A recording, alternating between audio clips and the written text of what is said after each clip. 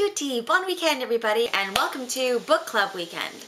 What exactly is Book Club Weekend? Well, Book Club Weekend is when me, my sisters, who I promise that you will one day meet, hopefully very soon, it's just that their neighbors need to be home when I'm home, my mom and some friends gather together and we drink wine and we have coffee and we have nice little snacks and we talk about books. So the book this month is the controversial Lolita by the Russian author Vladimir Nabokov, and it tells the story of a middle-aged professor who marries this woman because he is obsessed with her 12-year-old daughter named Lolita. So yes, the topic is a little bit controversial and kind of off-putting in some ways, but it's very elegantly written.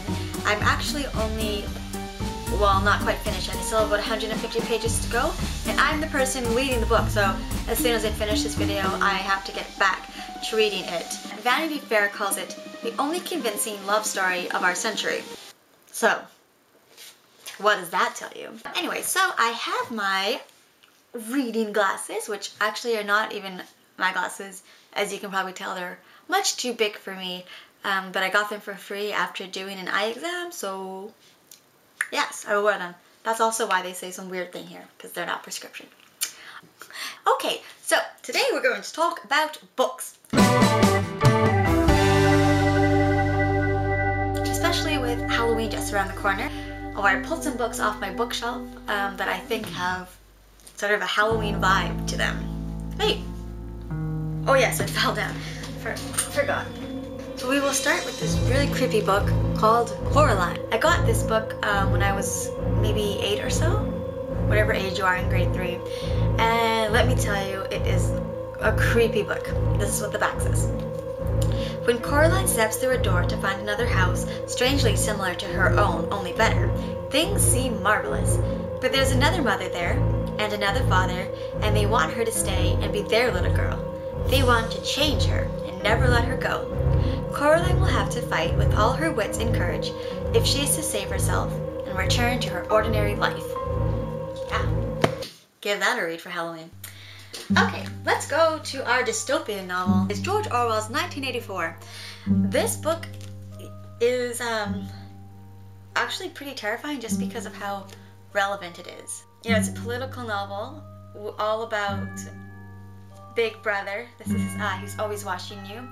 And basically it's about like public manipulation and persecution of independent thinking, well, independence in general. Just the very idea of it is creepy and terrifying, especially with everything that's going on in the world and, you know, with the media and the government. And ooh, just check out this eye. Big Brother is watching you, people. He is watching you. Ooh! Alright, everybody, we're going to Scotland for this next book, for Robert Louis Stevenson's Treasure Island. Now you're probably thinking, what the heck? Treasure Island's not a scary book. But there are pirates in this book, and I'm pretty sure every second person is dressed as a pirate for Halloween. So yes, it is very relevant.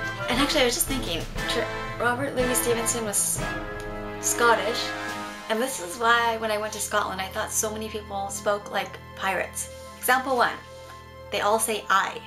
Example 2, they say lassie. Example 3, they say bonny lassie. And example 4, I saw a sign there that said, hither ye back. Pirate or Scottish? Sail, says he, we sail tomorrow. Treasure Island. And second to last, the penultimate, as Lemony Snicket would say, is Jane Austen's Northanger Abbey. So again, I know this isn't like a scary book, but it's a gothic novel.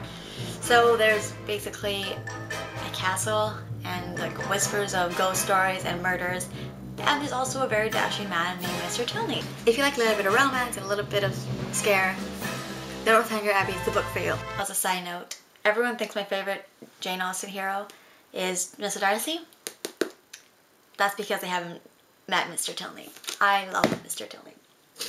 Oh yes, and finally, what Halloween book list would be complete without Bram Stoker's Dracula? Now, I'm sure you guys all know this story already, but the vampire named Dracula but it's always worth a good. It's always a good read. Of course, this list is not inclusive. Exclusive? Inclusive.